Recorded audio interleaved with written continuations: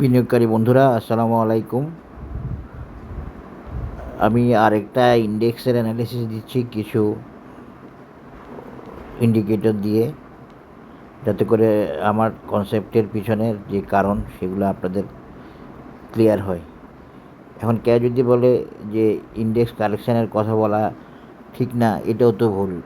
একজন অ্যানালিস্ট যে গাইড দেয়, যে সাজেশান দেয়, যে অ্যানালিসিস দেয়, তাকে তো পজিটিভ নেগেটিভ দুটাই বলতে হবে, নয়তো পাবলিক আরও ক্ষতিগ্রস্ত হবে। যাই হোক, এখন দেখেন আমি দেখাচ্ছি আপনাদেরকে। আমি একটা সুপার ট্রেন্ড নিছি। সুপার ট্রেন্ডে দেখেন, সুপার ট্রেন্ডে অলরেডি ইন্ডেক্স ডাউন ট্রেন্ডে এবং বিয়ারিশ ট্রেন্ডে। হ্যাঁ, এটা অনেক দিনের জন্য, দুই এক দিনের জন্য হয় না, এরকম দেখেন অনেক দিনের জন্য, অনেক দিনের জন্য হয়। যাই হোক, এই সুপার ট্রেন্ডটা দিয়ে আমি দেখতে পাচ্ছি যে ইন্ডেক্সের ট্রেন্ড এখন ভালো না, আপ ট্রেন্ড নাই, ডাউন ট্রেন্ড বা বিয়ারিশ ট্রেন্ডে আসে। এটাই প্রমাণ করে, বা এই কথাই বলতেছে। এরপরে আসেন, আমি এমএসিডিতে দেখেন, এমএসিডিতে অলরেডি ডাইভারজেন্স, মানে যে অলরেডি ডাইভারজেন্স চলতেছে এবং নেগেটিভ সাইডে আছে।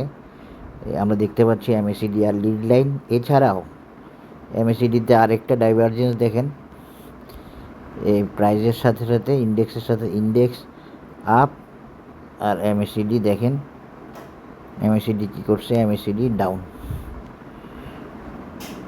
এটা একটা ডাইভারজেন্স। এই যদি ওকে থাকতো তাহলে তো একটা আশা করা যায়।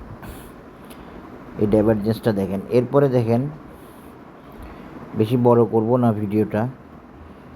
এরপরে দেখেন এমএসিডি তো দেখালাম। এরপরে দেখেন অসামে already negative histogram, red histogram আসতেছে এবং একদম দ্বার প্রান্তে চলে আসছে। হয়তো পজিটিভ সাইড থেকে নেগেটিভ সাইডে চলে যাবে দু এক দিনের মধ্যে অসাম অসিলেটর, যেটা আপনাকে বিয়ারিশ কন্ডিশন দেখাবে, বিয়ারিশ মোমেন্টামে দেখাবে। এখনও বিয়ারিশ, তবে নেগেটিভ সাইডে চলে আসবে আর দু এক দিনের মধ্যে, এরকম একটা ইন্ডিকেশন দিচ্ছে এখানে প্রায় শেষ লেভেলে। এরপরে দেখেন, আমি যে আজকে আপনাদেরকে বলছি যে এটা আসলে ডিস্ট্রিবিউশন, খেয়াল করেন এখানে ডিস্ট্রিবিউশন চলতেছে, আমি কিন্তু না দেখে বলছি। আপনারা একটু খেয়াল করেন নিচে আমার এই ইন্ডিকেটারটার সাথে, এই যে চেক ইন অসিলেটরের সাথে খেয়াল করেন, বরাবর চেক ইন যেখান থেকে ডিস্ট্রিবিউশন শো করতেছে, বাজারও ওইখানে আসে ডিস্ট্রিবিউশন শো করতেছে। একই লেভেল, একই লাইন। আরেকবার দেখাই,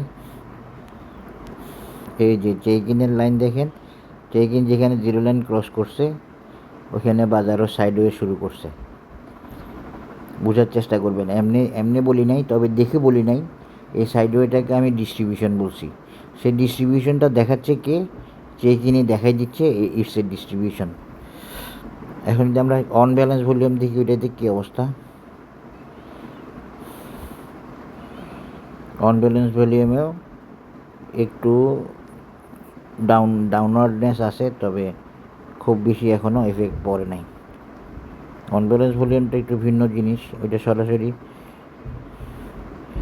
না, এটাতে খুব একটা চেঞ্জ আসে নাই। তা আশা করি বুঝতে পারছেন, এই কয়েকটা indicator, চারোটা ইন্ডিকেটারই vital.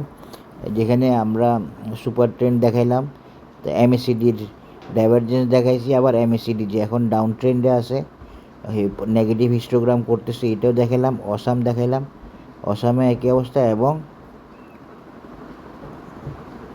Check in অসিলেটরও fully distribution ফেজে আছে এবং বরাবর একই টাইমে চেক ইন ডিস্ট্রিবিউশনে চলে গেছে। এবারে আমরা যদি স্টোকাস্টিক্স আরএসআইটা দেখি,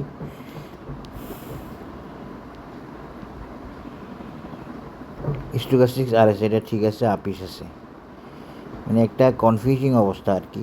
তবে সব মিলে যে ইন্ডিকেটরগুলো দেখাচ্ছি এগুলোই ভাইটাল, এগুলো দিয়ে উঠে আসার সম্ভাবনা কম, এই আর কি। আশা করি বুঝতে পেরেছি।